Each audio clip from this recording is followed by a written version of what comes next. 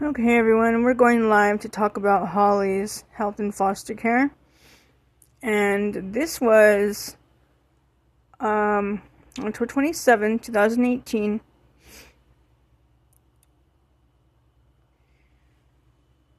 And let's read this. I said, I disagree, because if this doctor had Holly's best interest at heart, she wouldn't have given her antibiotics 5 times.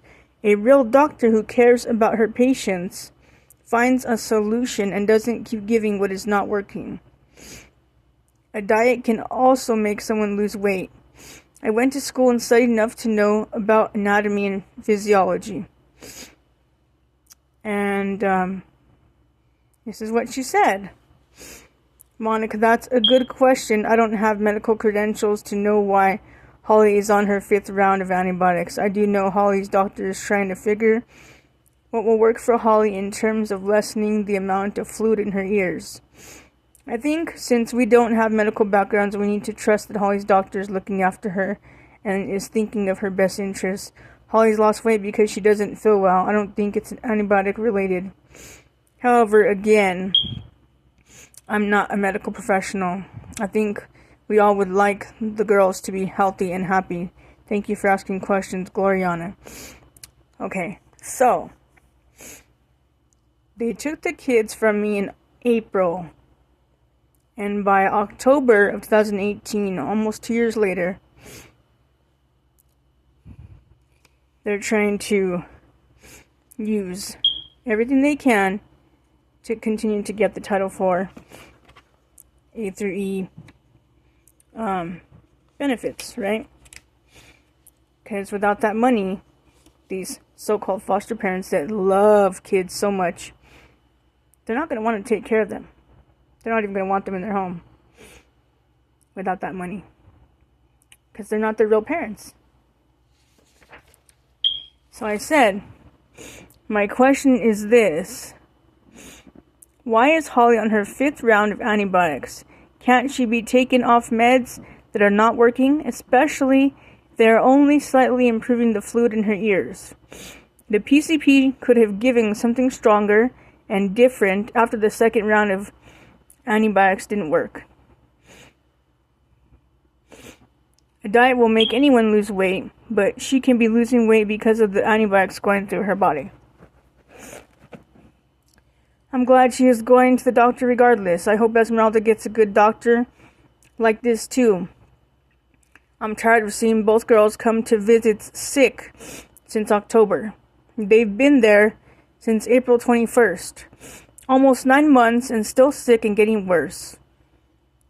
What does that mean? Does that mean that Donna didn't have heat in her home and was using a fireplace to keep the kids and the family warm?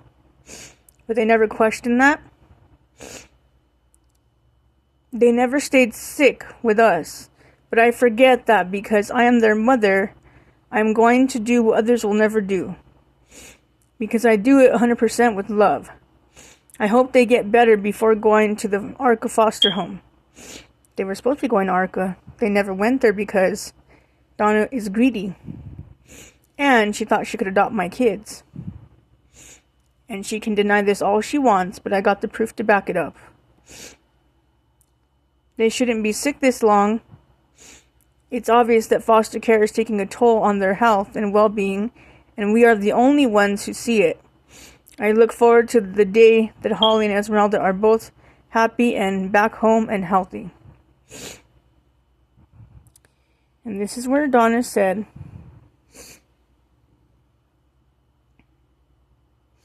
"Good morning. Holly saw Dr. Broxson for a recheck this morning. Holly is on a 5th round of antibiotics. She still has lots of sludgy fluid in both ears. They're better, but not good at all. According to the doctor, her tonsils are still very enlarged and her glands still swollen. I let her know of the pending change of placement for the girls. She is adamant about Holly being closely monitored by either Dr. McNamara or her PCP or herself, Dr. Broxson.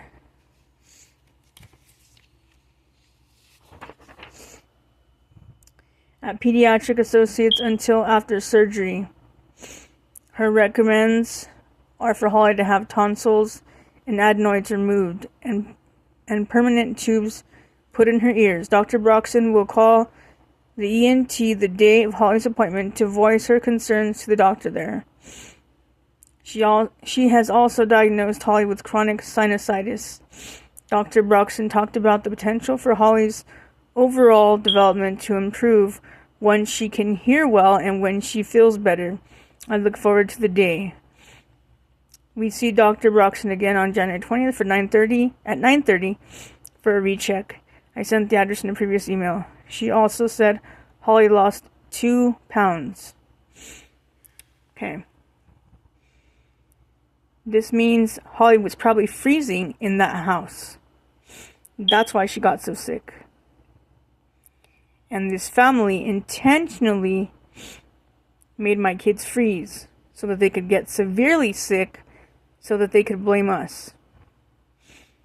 Because CYFD needs to look at why these kids were sick in this foster home. If the foster home was so great, so wonderful, they're really loving and taking care of the kids. No, this doesn't happen. And let's ask a very important question to all parents. How many parents in the United States of America have gotten emails like this, where your child is considered deaf because she has autism, or because he has autism, or they have autism? Because that's all they're doing. They're trying to say that Holly can't hear. Holly can hear. Holly didn't even need this surgery. Holly chooses not to hear. Holly acts like her father and acts like she can't hear because she learned that from her father.